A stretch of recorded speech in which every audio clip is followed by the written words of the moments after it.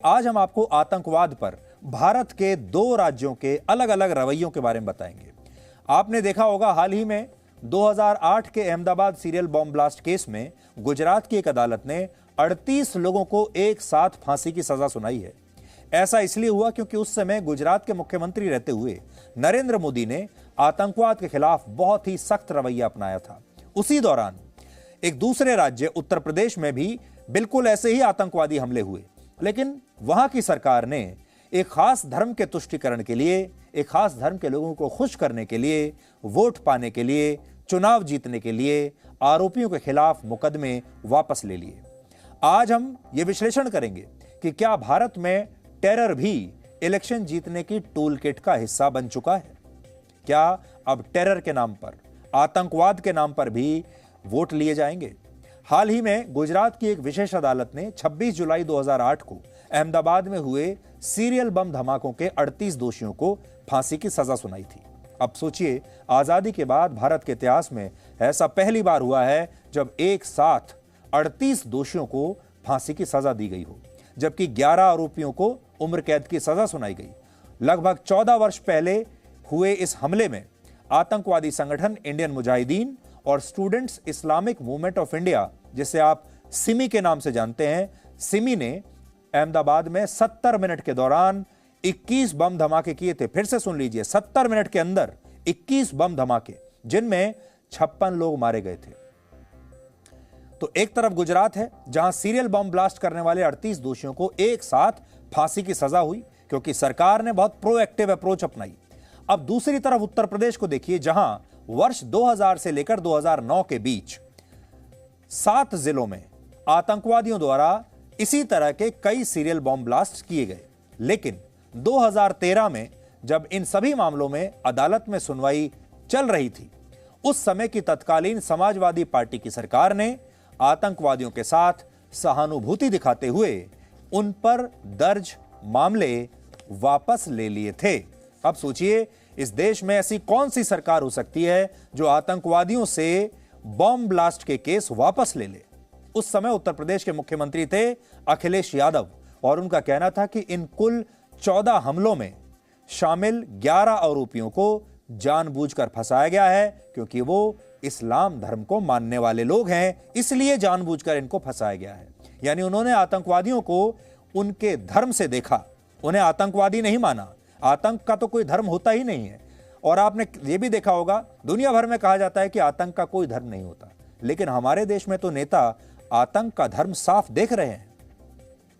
और इन लोगों को इसलिए छोड़ दिया गया क्योंकि इनका एक खास धर्म था।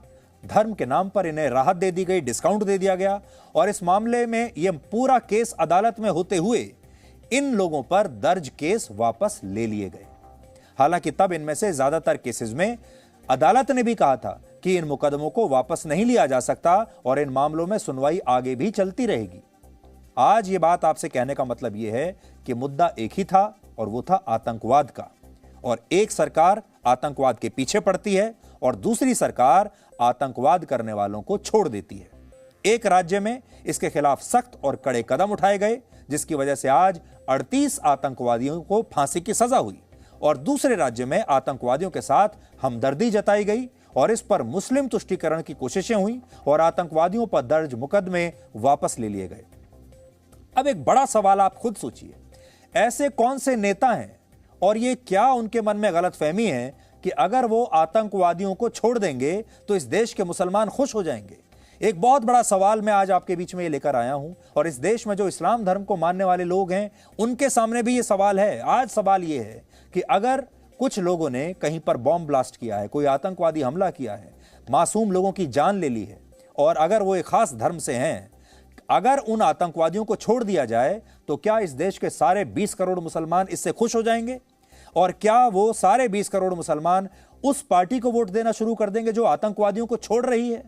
क्या आतंकवादियों ने जो बॉम्ब ब्लास्ट ये किए थे उनमें उन्हें वो जानते थे कि इसमें कौन किस जाति के लोग मरेंगे, किस धर्म के लोग मरेंगे? आप इसे 2 आतंकवादी हमलों की एक कहानी कह सकते हैं, जिनसे पता चलता है कि हमारे देश में कैसे टेरर को भी वोट पाने के लिए टूल किट का हिस्सा बना दिया गया है। ये एक केस स्टडी दोनों राज्यों के उस समय के मुख्यमंत्री और उनकी सरकारों की कार्यशैली के बारे में बताती है। तो आज इस केस स्टडी को ध्यान से देखिएगा। 2008 में जब अहमदाबाद में सीरियल बम धमाके हुए, उस समय नरेंद्र मोदी गुजरात के मुख्यमंत्री थे। वर्ष 2001 में जब वो गुजरात के मुख्यमंत्री बने, उससे पहले गुजरात में आतंकवाद अपने चरम पर था। गुजरात को कर्फ्यू स्टेट कहा जाता था। यहां के पोरबंदर पोर्ट से आरडीएक्स और दूसरे विस्फोटकों को भारत में लाया जाता था खुलेआम। लेकिन इसके बाद नरेंद्र मोदी ने आतंकवाद के खिलाफ एक निर्णायक लड़ाई शुरू की और इस पर होने वाली मुस्लिम तुष्टीकरण की राजनीति को पूरी तरह समाप्त कर दिया। और कैसे समाप्त किया वो आप देखिए। Narendra Modi Gujarat control of organised crime act लेकर आए, जिससे पुलिस और सुरक्षा बलों को आतंकवाद के खिलाफ लड़ाई में मदद मिली, उन्हें और ज्यादा शक्तियां मिली। गैंगस्टर्स को रोकने के लिए गुजरात में गुंडा एक्ट लागू किया गया। नेशनल फॉरेंसिक साइंस यूनिवर्सिटी की स्थापना की गई ताकि जांच में आसानी हो सके, फॉरेंसिक जांच गुजरात के अंदर हो सके। और गुजरात पुलिस को नई टुकड़ियां और हथियारों से लैस किया गया। और अहमदाबाद हमलों के बाद सिमी और इंडियन मुजाहिदीन के नेटवर्क को तोड़ने के लिए पुलिस का अधिकार क्षेत्र और पुलिस को दी जाने वाली शक्तियां बढ़ा दी गईं ताकि वो इन मामलों में सभी दोषियों को सजा दिला सके। इसके बाद गुजरात पुलिस ने इतना शानदार काम किया कि केंद्रीय एजेंसियों को भी सिमी जैसे आतंकवादी संगठनों के खिलाफ लड़ने में मदद मिलने लगी। और 2008 के बाटला हाउस एनकाउंटर की लीड भी उस समय गुजरात पुलिस ने ही दी थी। हालांकि उस समय केंद्र में यूपीए की सरकार थी और यूपीए की सरकार का आतंकवाद के प्रति क्या रवैया था, यह आज मुझे आपको बताने की आवश्यकता नहीं है। बाटला हाउस एनकाउंटर जब दिल्ली में हुआ था तब भी उन्हीं की सरकार थी। ये नरेंद्र मोदी ने बड़े और कठोर फैसलों का ही नरेंद्र मोदी के बड़े और कठोर फैसलों का नतीजा था कि अहमदाबाद ब्लास्ट में इतना बड़ा फैसला आया और अदालत में पुलिस को और सरकार को इतनी बड़ी कामयाबी मिली। लेकिन अब आप देखिए कि जब अखिलेश यादव उत्तर प्रदेश के मुख्यमंत्री बने, तब उन्होंने अपने राज्य में आतंकवाद के लिए क्या किया। अखिलेश यादव की सरकार ने उत्तर प्रदेश में आतंकवाद की उस समस्या से कैसे संघर्ष किया, अब आप देखिए। उस समय उत्तर प्रदेश में भी आतंकवाद की उतनी ही समस्या थी और उत्तर प्रदेश आतंकवाद से संघर्ष कर रहा था, वैसे ही जैसे गुजरात में था।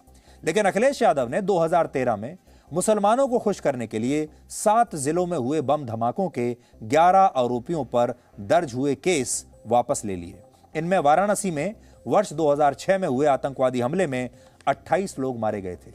आज 28 लोग जो मारे गए, उनकी आत्मा कितनी दुखती होंगी, उनके परिवार के जो लोग हैं उनका दुख कितना बढ़ गया होगा जब उन्हें यह पता चला होगा कि आरोपियों के केस वापस ले लिए गए हैं। 5 मार्च 2013 को तब की समाजवादी पार्टी की सरकार ने शमीम अहमद उर्फ सरफराज पर दर्ज हुए मुकदमे वापस ले लिए, जबकि अदालत ने इसे गलत माना था और इस मामले में आज भी सुनवाई चल रही है। अगर इस मामले में आतंकवाद को आतंकवाद के चश्मे से देखा गया होता तो शायद आज दोषियों को अहमदाबाद ब्लास्ट की तरह फांसी की सजा हो चुकी होती।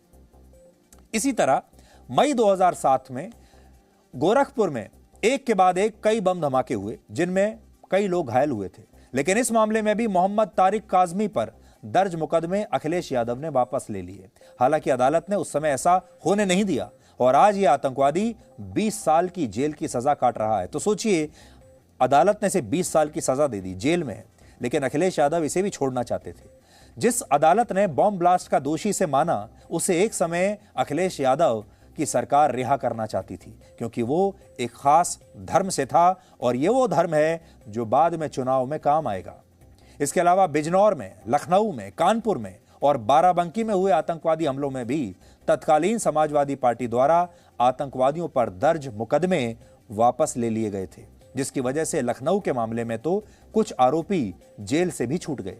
और ऐसा इसलिए हुआ क्योंकि तब की सरकार ने इन आतंकवादियों के खिलाफ ठीक से जांच होने ही नहीं दी और इनके खिलाफ कोर्ट को ठोस सबूत मिल ही नहीं पाए। अब आप सोचिए, सरकार कैसे साथ देती है। सरकार ऐसे साथ देती है कि पुलिस ठीक से जांच नहीं करती, ठोस सबूत जुटाती नहीं है, और जब ठोस सबूत नहीं जुटाती तो ये आरोपी अदालत से छूट जाते हैं। और फिर क्या कहा जाता है? कहा जाता है कि ये जो आरोपी थे, ये जो आतंकवादी थे, ये असल में ये मासूम युवा थे और इनकी कोई गलती नहीं थी और इन्हें जबरदस्ती फंसाया गया था, तब ये कहा जाता है। इससे आप समझ सकते हैं कि हमारे देश में आतंकवाद के मुद्दे का भी कैसे अब राजनीतिकरण हो चुका है, आतंकवाद का राजनीतिकरण हो चुका है और अब आतंकवाद को भी हमारे देश के नेता इस्तेमाल कर रहे हैं।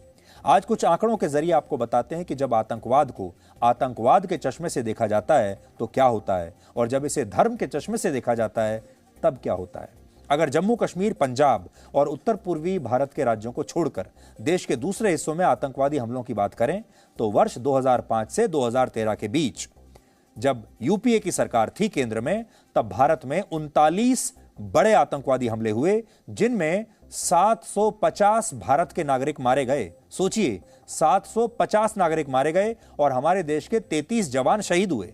आप में से किसी को भी इनके नाम याद नहीं होंगे।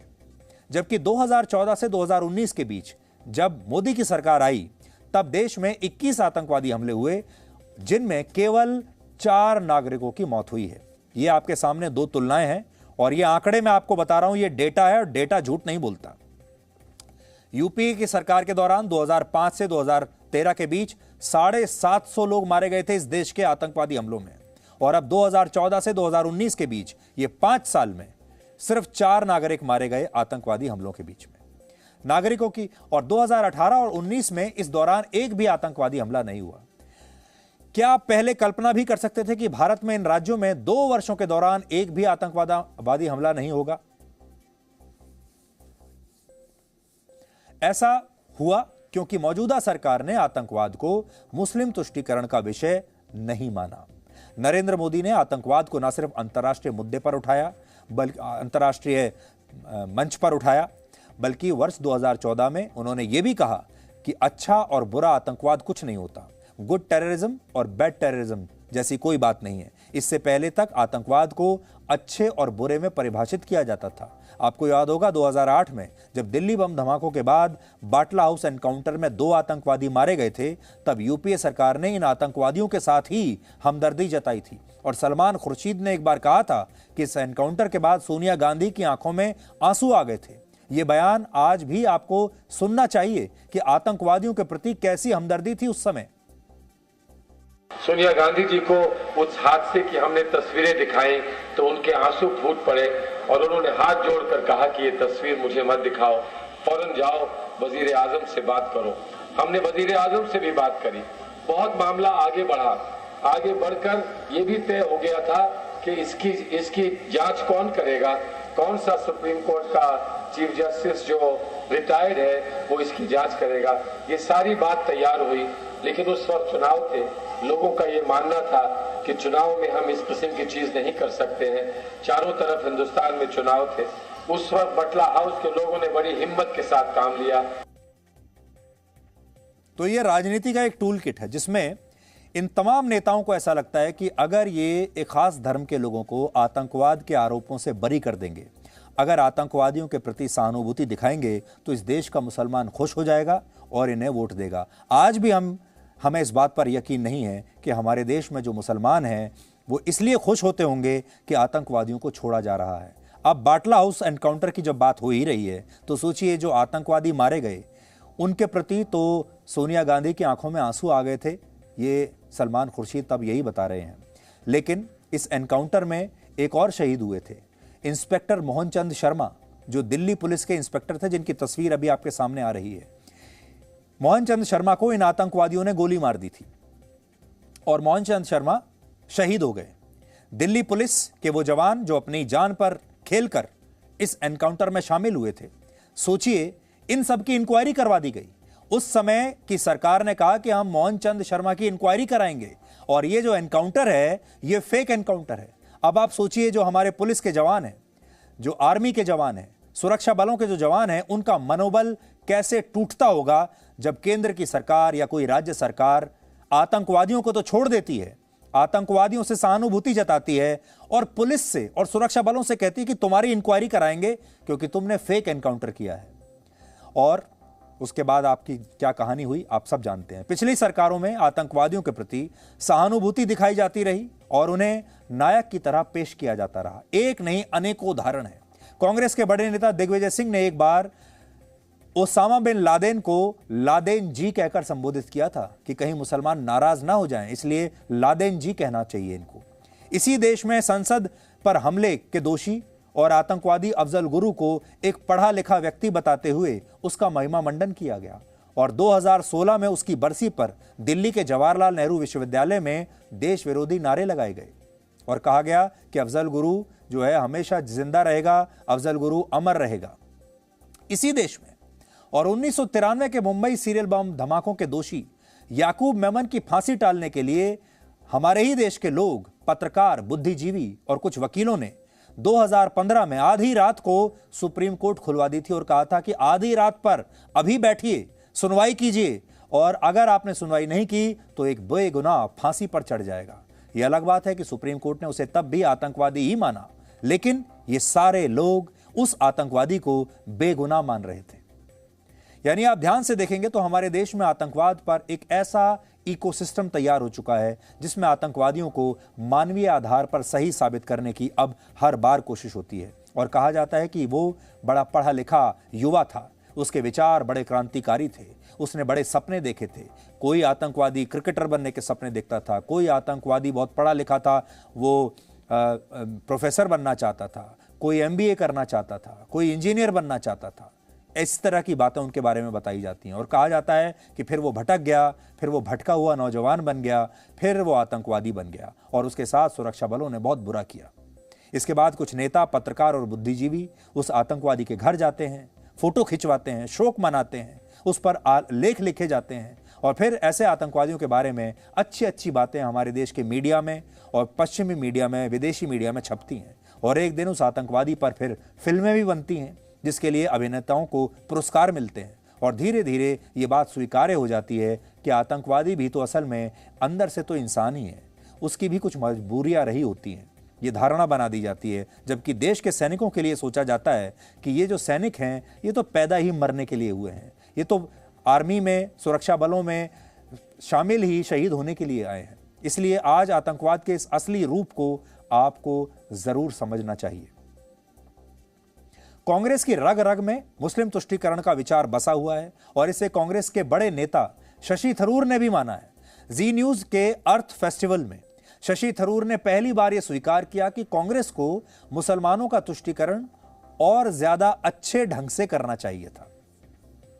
Is the Congress Party guilty of appeasing Muslims? Now, the fact is that this is again a popular canard that the BJP has been flinging at the Congress for quite some time. If indeed the Congress Party had spent the bulk of 70 years appeasing the Muslim community, one would really have to ask why that community is amongst the poorest and most deprived and most marginalized in our society, which is underrepresented in the administrative services, the police and the military, and overrepresented in the prisons. I mean, clearly, if at all there was any appeasement, it hasn't worked very well. And I don't particularly believe in these terms of appeasement when it comes to dealing with people in our own society. It's a job of every government to ensure that as many benefits as possible. You can abuse it with terms like appeasement, but the actual fact is this is an unusually poor community and an unusually sidelined community by the standards of every other community in our country. BJP government, sadly, has undermined our soft power by attacking the diversity, pluralism, and democratic ferment that the rest of the world actually finds attractive.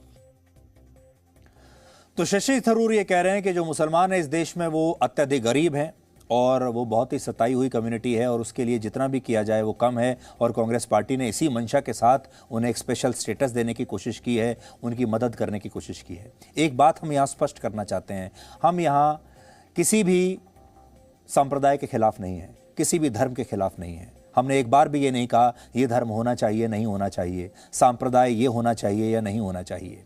हम बस एक बात हमेशा कहते हैं और वो ये है कि इस देश में हर नागरिक बराबर होना चाहिए, समान रूप से उसके लिए कानून होना चाहिए, एक कानून होना चाहिए, चाहे वो किसी भी संप्रदाय का हो, अल्पसंख्यक हो या फिर माइनॉरिटी का हो या मेजॉरिटी का हो। इसका मतलब ये नहीं है कि अगर कोई धर्म बहुमत में है तो उसके साथ नाइंसाफी की जाएगी और कोई धर्म अल्पमत में है तो उसे कोई खास स्टेटस दिया जाएगा।